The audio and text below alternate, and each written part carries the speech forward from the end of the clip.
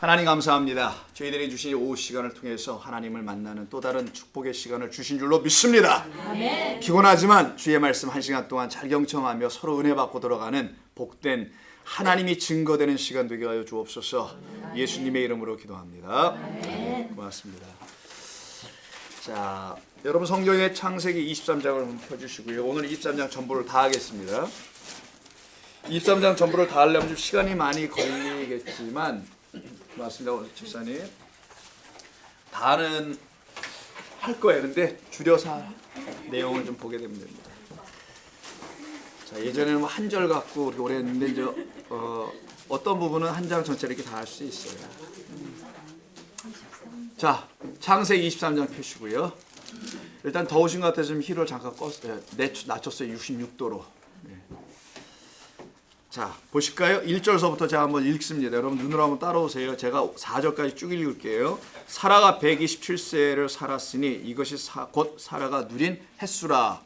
사라가 가나안 땅 헤브론 곧 기럇 야르바에서 죽음에 아브라함이 들어가서 사라를 위하여 슬퍼하며 애통하다가 그 시신 앞에서 일어나 나가서 햇 족속에게 말하 이르되 나는 당신들 중에 나그네요 거류하는 자이니 당신들 중에서 내게 매장할 소유주를 주어 내가 나의 죽은 자를 내 앞에서 내어다가 장사하게 하시오 라고 하죠. 자, 저를 보세요. 이게 배경입니다. 무슨 배경? 23장의 배경. 23장에서 지금 어떤 일이 벌어지는 거냐면은 아브라함의 아내가 몇 세까지 살았대요? 127세를 사시고 127세를 사시고 지금 저 세상을 떠나는 이야기예요. 근데 그가 죽으니 당연히 매장, 장례를 해야 될 거 아니겠어요? 장례하려면 장례할 뭐 장소가 있어야 되잖아요. 그래서 여러분들 중에는 혹시 여러분의 이 다음에 죽으신 다음에 묻히게 될 무덤을 아마 사놓으신 분들도 아마 있으리라고 생각되고요. 언제 우리가 떠날지 모르지만 그런 분들도 아마 계시라고, 또 가족묘가 있으신 분들도 있으시죠. 그래서 그런 자리를 그레이프사이드라고 이렇게 표현합니다. 지금 그런 어떤 장소를 하나 지금 이야기하는 것이 1절부터 4절 잘 들으셔야 합니다. 오늘 이 안에는 복음이 들어있어서 그러는 거예요. 이 장례 단순한 이야기가 아니고요. 그때 4절이 중요합니다. 나는 당신들 중에 나그네요 거류하는 자이니 당신들 중에서 내게 매장할 소유주를 주어 내가 나의 죽은 자를 내 앞에서 내어다가 장사하게 하시오라고 하죠. 자, 이 이야기가 어디까지 가는 거냐면요. 23장 17절까지 18절까지 가는 거예요. 이게 이렇게 깁니다. 이 매장자 하나를 갖는 이야기가 이렇게 길게 써 있어요. 그리고 나머지 19절, 20절은 정리하고 그냥 끝나는 거예요. 그래서 오늘 본문은 사실상 18절까지가 한 단락이라고 보시면 되고요. 1절부터 4절, 4절부터 5절부터 18절, 나머지 19, 20 이렇게 되어 있는 거예요. 근데 길게 기록되어 있는 5절부터 18절까지는 어떤 이유로 이렇게 길게 됐냐면은 아브라함이 헷족 속에 가서 내 아내를 장사 지날 땅 하나를 좀 달라고 요구하는 거예요. 근데 아브라함은 그 지역에서 이미 다 알고 있는 알려진 사람입니다. 유명해요. 그래서 그 지방 유지 같은 사람이어서 그런지 해쪽 속 사람들이 아유 무슨 말을 아브라함 씨, 그냥 우리가 당신에게 땅 하나 줄게요 이러는 거예요 지금. 그랬더니 아브라함 뭐라 합니까? 아유 무슨 말을 아니야 그러면 안 되지. 세상에 공짜가 어딨어. 마치 이런 것처럼 보여지는. 그래서 내가 그 땅을 반드시 지불하고 사겠다. 아 그냥 가져가 지불하고 사 그냥 가져 막 이런 얘기를 하는 거예요. 이걸 딜한다 그러죠. 이 딜을 하고 있는 상황이 이야기가 길게 있었던 것 뿐입니다. 그러면 질문이 있어. 왜 이렇게 사냐 마냐, 아니 사냐 돈 주고 사냐 돈 주고 구입하냐 아니면 그냥 주냐, 왜 이야기가 이렇게 길게 나오냐고. 그 이유는 그게 중요해서 그런 거예요. 그 이야기가 중요한 메시지를 담고 있기 때문에 이렇게 길게 써놓은 것이지 의미 없는 이야기면 그렇게 길게 써놓을 이유가 없고 그냥 한두 줄 쓰고 아 이게 살려고 했나 보다 결국은 샀나 보다 한두 줄이면 끝날 거 아니겠어요. 근데 이렇게 길게 쓴 이유가 뭐라고요, 김남일 사님? 중요해서요. 중요해서. 오케이. 중요해서. 중요한 얘기예요. 잘 들어보세요. 자, 근데 이 아브라함은 헷족 속에 가서 자기를 누구라고 소개하는지 한번 먼저 4절을 통해서 보겠습니다. 나는 당신들 중에 누구랍니까? 나그네래요. 그러니까 자기를 나그네라고 표현한 건 여기서 처음은 아닙니다. 전에서부터 나그네라고 표현을 했었어요. 나그네라고 이야기합니다. 나그네요 거류하는 자, 나그네로서 거류한다는 거예요. 그 말은 나그네로서 거류한다는 것은 그가 거주하는 그것이 영원한 곳이 아니라는 거잖아요. 나그네라고 말을 붙이면 안 돼요. 영원한 곳이면은. 아니 오랫동안 죽을 때까지나 이 한 곳에서 계속 산다. 그런 사람을 나그네라고 그러지 않죠. 이 세상에서는. 그 토착민 이렇게 표현하잖아요. 거기가 고향처럼 아니 뭐 제2의 고향이 됐든 그렇게 살아가는 건데 이 아브라함은 난 나그네로 여기서 거류한다라는 말을 처음부터 시작한다는 거예요. 자, 나그네였기 때문에 뭐가 없다라는 거예요. 이 매장할 뭐가 없다고 되어 있어요 거기에. 아이 거기 있는 말로 한번 장지도 나오고 땅도 나오고 손에 장을 지적. 소유주라고 되어 있어요. 일단 소유주는 어떤 걸 소유주라고 그러죠? 지불해서 갖는 걸 소유주라고 하는 거예요. 산 거야 내가 완전해서 내 거로 등기가 다 끝나야 돼. 타이틀이 돼야 돼. 아니 우리말로 등기를 해야 돼. 이것이 바로 소유주의 개념이에요. 그래서 그런 단어 쓴 거예요. 단순히 땅이라는 것이 아니라 내 소유로 삼으려면 반드시 지불해야 돼요. 그래서 여러분들이 지금 살고 계신 데가 자기의 소유주가 있는 분들이 있는가 하면은 남의 소유에서 들어가서 사시는 분들도 계시죠. 많아요? 뭐 여러 가지가 있어요. 그런 의미에서 이제 소유주하고 그런 소유주가 아닌 것을 구분해 들을 수가 있게 됩니다. 자, 그래서 나그네라는 것은 소유주가 없다라는 것을 표현하는 거고요. 그래서 나는 당신들에게 그 땅 하나를 달라고 찾아온 거고 그냥은 달라 하지 않고 반드시 내가 돈을 지불해서 갖겠다. 그러면 이 나그네라는 말 속에서 아브라함은 이 땅에서 땅이 없이 살았다는 사람이라잖아요. 그럼 물어보겠습니다. 아브라함 정말 거할 땅이 없었어요? 자, 아들을 번제로 드리려고 했다가 하나님께서 아니야 라고 그 번제는 내가 하는 거야. 그래서 순양이라는 당신의 아들을 주신다는 이야기가 22장에 있었죠. 그가 그리고서 그 사건이 어디로 가요? 그렇지. 브엘샤바로 갔단 말이에요. 그럼 브엘샤바는 그가 거주한 곳이라는 걸 말하잖아요. 그럼 그가 거주할 곳이 없다는 게 아니었다란 말이에요. 근데 왜 성경은 유독 굳이 거주할 곳이 이미 있어서 살고 있는 장막 치는 곳이 있었음에도 불구하고 그게 브엘셰바 일곱이라는 우물이라는 곳 맹세의 우물이라는 그곳에서 거주를 하고 있었음에도 불구하고 왜 여기 와서는 딴 말 하냐고 나 거주지 없어 이렇게 입을 씻는 듯한 그런 말을 굳이 한 이유가 뭐냐고요. 진짜 자기의 아이덴티티를 얘기하는 거예요. 나의 진짜 아이덴티티는 나의 진짜 정체성 내가 누구냐 하면은 난 나그네예요. 나는 이 땅에서 땅을 갖고 있지만 그거는 내가 영원토록 머무는 그런 땅이 아니고 내가 정말 거해야 될 땅은 내가 사야 되는 땅이 하나 있어요. 이 땅을 소유지라고 하는 거예요. 이 소유지를 내가 갖고 거기다가 내 앞서 먼저 간 내 만화님을 거기다 묻겠다라는 얘기하는 거잖아요. 지금 자 그렇다면 이 말을 이해시켜 주기 위해서 우리에게 설명하는 것을 먼저 가서 한번 미리 보도록 하겠습니다. 우리는 그냥 먼저 답을 듣고 시작하는 게 낫다며요. 일단 답을 먼저 듣자고요. 그러면 이렇게 답을 알려주는 곳은 히브리서에 있어요. 자, 히브리서에서는 아브라함에 대한 이야기를 하는 겁니다. 히브리서 한번 보실까요? 히브리서 몇 장일까요? 아브라함이니까. 그렇지. 11장 믿음의 백성들에 대한 이야기를 하고 있는 히브리서 11장. 수고하셨어요, 권사님. 뭔 수로 하는지 모르지만 하고 오신 걸로 전 알고 있어서 아유 잘 오셨습니다. 자, 몇 장? 자, 11장. 히브리서 11장 8절 이하. 자, 구약 신약성경 365면 믿음으로 아브라함은 부르심을 받았을 때 자, 창세기에서 어디서 부름을 받냐면 12장 1절에서 부름 받죠. 자, 부르심을 받았을 때 순종하여 장래의 유업으로 받을 땅에 나아가다. 11장 1절 내가 너에게 보여줄 땅으로 가라. 이 땅입니다. 자, 그걸 갖다가 뭐라고 표현하냐면 11장 자, 히브리서 11장 8절에서는 장래의 유업으로 받을 땅이라고 합니다. 나아갈새 갈 바를 알지 못하고 나아갔대요. 그가 어디로 가야 될지 모르고 그냥 나아갔어요. 모르고 가는 게 정답 맞지. 알고 가는 땅이 아니니까 거기는 알 수도 없고 우리로서는 알지도 못하고 모르는 그 땅을 향해 가고 있었다는 거. 그때 9절 믿음으로 그가 이방의 땅에 있는 것 같이 약속의 땅에 거류하여 동일한 약속을 유업으로 함께 받은 이삭 및 야곱과 더불어 장막에 거하였으니 이는 이 모든 일을 그가 하나님이 계획하시고 지으실 터가 있는 성 하나를 바라보고 있었다라는 거예요. 자, 여기서 지금 아브라함을 통해서 뭘 얘기하냐면 어떤 땅 하나를 얘기해요. 근데 그건 약속으로 유업으로 받을 땅이랍니다. 그게 9절이에요. 그 땅을 10절에서는 그가 바라고 가야 할 성이라고 얘기합니다. 그거는 하나님이 계획하신 거예요. 하나님이 주시기로 다 약정해 놓으신 거라는 거예요. 자, 그때 이 땅을 들어가는 이야기가 10절에서 끝나죠. 근데 그 밑에 13절 한번 보세요. 그 땅의 이름을 13절에서 이렇게 말하기를 이 사람들은 다 믿음을 따라 죽었으며, 오늘 살아 죽잖아요. 약속을 받지 못하였다는 말이 뭐냐면 약속으로 이 땅에 오실 약속의 끝, 약속의 완성자 예수 그리스도를 아직 못 봤다는 거예요. 받지 못하였으나 그것들을 멀리서 보고 환영하며 또 그 땅에서는 외국인과 나그네임을 증언하였다. 뭐냐면 우리에겐 약속의 땅이 있다라는 거예요. 그게 누구라고? 땅이 아니라 사실은 예수 그리스도라는 약속의 땅으로 우리는 들어가도록 하셨다라는 거예요.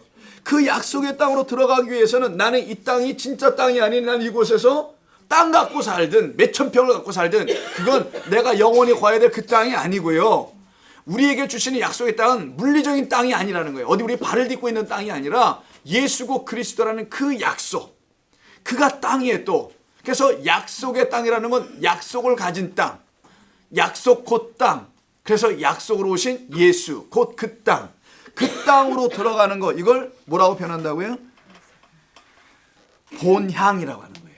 14절 그들이 이같이 말하는 것은 자기들이 본향 찾는 자임을 나타내고 증거하기 위해서 이 땅에서 땅 같지 않은 자처럼, 땅 있지 왜 없겠어요 나그네가, 아브라함이. 여러분 땅 있는 사람도 있잖아요. 집도 있고 그렇게 있고 갖고 사는 거 이 땅에서는. 그런데 진짜 우리에겐 다른 땅이 있다라는 것을 뭘로 증명할 수 있다고요? 뭐가 돼야지 증명을 해? 뭐가 되어야지? 그렇지, 나그네 된 자들만 그걸 증언하며 증명하며 산다고 해서 13절 끝에 증언하다란 말이 붙는 거예요. 자, 말씀을 잘 이해해 보라는 겁니다. 그리고 그들은 어디로 향하여 가냐? 본향을 찾는 자들이에요. 15절 그들이 나온 바 본향을 생각하였더라면, 그게 갈대아 우르예요. 이 땅에 뭐냐? 돌아갈 기회가 있었겠지. 왜? 걸어가면 되잖아 거기는요. 근데 그곳을 본향이라 하지 않고 어떤 걸 본향이라 하냐? 거기가 아니라는 거예요. 그들이 나온 바 본향을 생각하더라면 돌아갈 기회가 있었으려니와 그들이 이제는 더 나은 본향을 사모하니 곧 하늘에 있는 것이다. 하늘이라는 본향이라는 거예요. 여기는 물 걸어서 어떻게 가? 돌아갈 수도 없어요. 자기가 거기서 왔는지도 모르는데 어떻게 거기로 갈 거냐고. 거기서 왔다는 사실을 알게 해주는 우리의 참 그 본향 되시는 예수 그리스도, 그가 그래서 어디에서 왔다 그럽니까? 하늘에서 왔다 그러는 거예요. 자꾸만 성경은. 그 하늘에서 온 그 본향, 그 약속의 땅으로 이 땅에 오신 그분을 약속의 땅으로 소유한 사람들.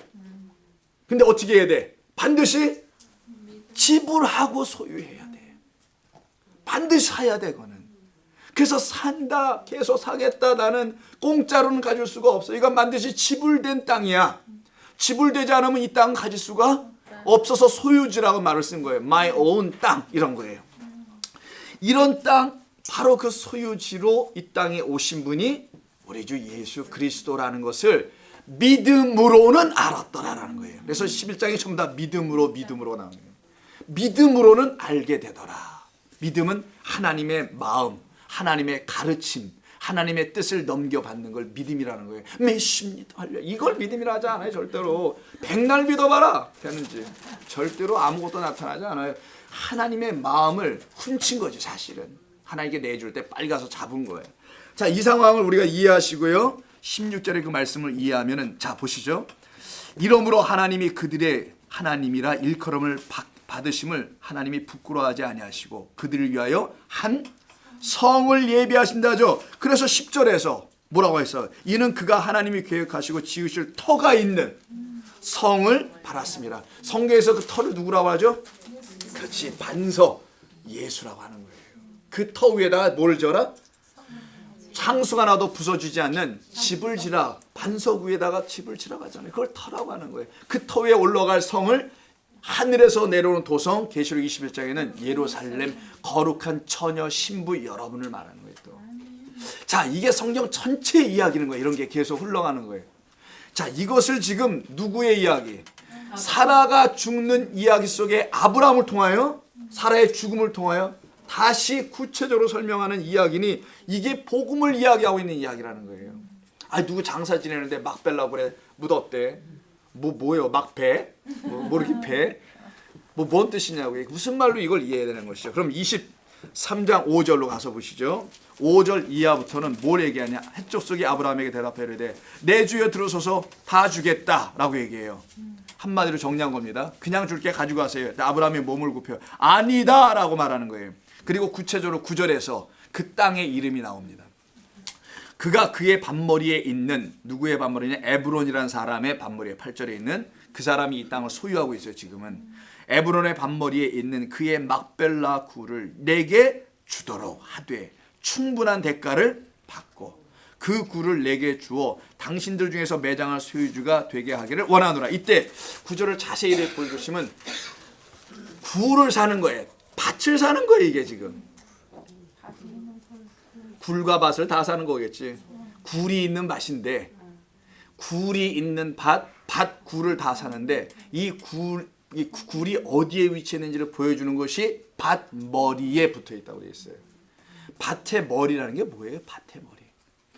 밭이 시작하는 데라는 것이죠. 머리는 로시, beginning이라는 의미가 있으니까 밭이 시작하는 그 끝부분, 거기에 머리, 밭머리에 막벨라 굴이 있다라는 거예요. 자, 밭에 굴이 있다면 땅 속으로 들어가는 거예요. 약간 뭐 이렇게 산 같은 게, 언덕배기 같은 게 있을 수 있다는 거겠죠. 자, 그림 상상해 보세요. 우리는 정확히 몰라요. 거기에 지금 밭이 쫙 펼쳐져 있는 거고, 밭 끝에 머리에 있는 발 쪽이 아니라 머리 쪽에 있는 그게 바로 막벨라 굴이야. 자, 그래서 여기에 로시가 나오는 거예요. 로시는 머리입니다.